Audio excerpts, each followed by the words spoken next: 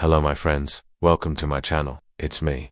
Last week we began our tour of the greatest country in the world, the United States of America. We started with pre-Columbian America and covered up through the first decade or so of the 18th century. If you missed it, go check out the video right here. Now if you're watching this one first, don't worry, you can still follow along just fine. Just be sure to watch the next episode right after this one is over. Anyway, let's get started. The year is 1719 when the governor of Carolina sends an urgent message to England. He tells the king that his colony is in danger of attack from the Spanish in Florida and from the French in Louisiana. So, he requests that the king send more colonists to Carolina, as well as some military support to protect them. And while he's at it, he also asks for some gold to help build up the colony's economy. King George I reads the letter and decides that this is all just one big pile of beer. The king has gotten similar letters before, and every time it turns out that the colonies are exaggerating how dangerous they are and how much money they need. He knows that the colonies are full of these snake oil salesmen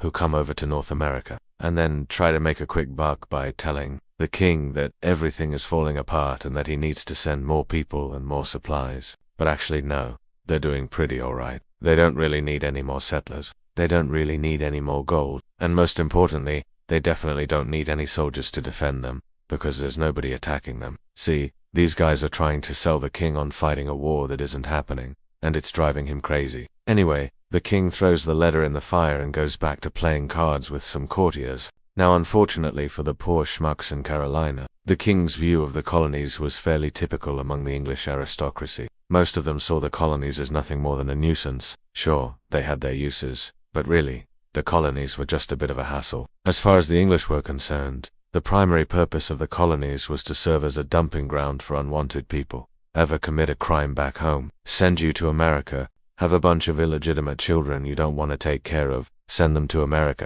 Your daughter did something scandalous, like maybe wearing pants that were too tight or reading a book with naughty words in it. Send her to America. That was about the extent of the English interest in the colonies. They didn't really care about what went on there, as long as it was unbothering anyone back home. Of course, once in a while something would happen in the colonies that would make the news back in England. Like say, a group of angry colonists chasing down and tarring and feathering a British tax collector. Then the king would get all huffy and send over a new governor to put down this sort of nonsense. But for the most part, the colonies were left to their own devices.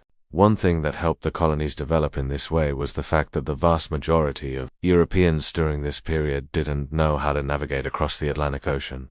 For most people, crossing the ocean was something that only happened in dreams or in books. They knew it was possible, but they never expected to do it themselves. In order to cross the ocean, you needed to be a sailor, and there weren't many sailors to go around. This meant that even though there was a lot of demand for people to go to America, very few people actually made the trip. Most people were just fine living their whole lives without ever seeing the New World.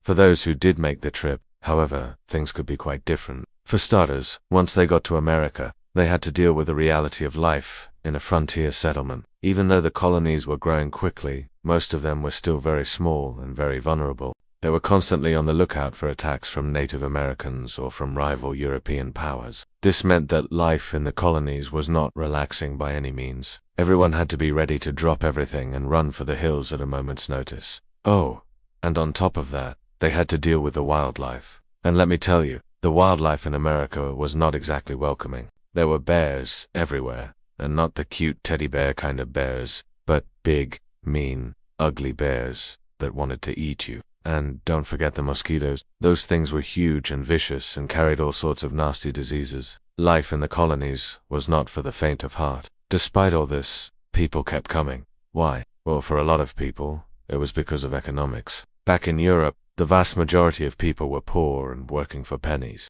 If they were lucky, they might have enough money to buy a small farm somewhere in the countryside. But for most of them, land ownership was out of the question. In America, however, land was cheap, and anyone who wanted it could have it. All they had to do was show up, stake a claim, and then build something on it. Within a few years, they would own a piece of property that was worth a lot more than anything they could have bought back in Europe. Of course, this didn't happen overnight. In fact, it took decades for land in the colonies to start appreciating in value. But for those who stuck it out, the payoff was huge. By the end of the 1700s, land in the colonies was worth 10 times more than land back in England. That sort of money made a lot of people forget about the dangers of life on the frontier. By this point in history, the colonies had each developed their own unique identity. New England was becoming known as a center of religious conservatism and intellectualism. The middle colonies were becoming known for their large cities and their diverse populations, and the southern colonies were becoming known for their wealthy planters and their deep ties to the slave trade.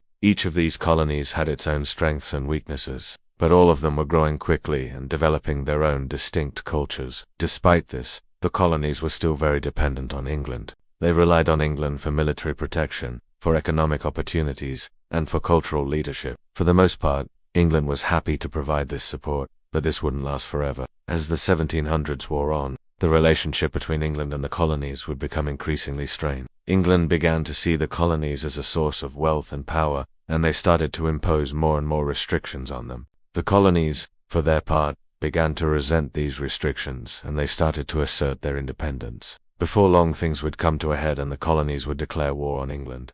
But that, my friends, is a story for another time. Alright, now it's time for some shameless self-promotion. If you want to keep learning about the amazing history of the United States, then be sure to check out my book American History, in a nutshell. It covers everything from pre-Columbian America all the way up to the present day. It is the perfect way to learn about the history of the United States, without having to sit through boring lectures or read giant textbooks. You can grab a copy right now on Amazon. The Kindle version is only $4.99, and the paperback version is only $15.99.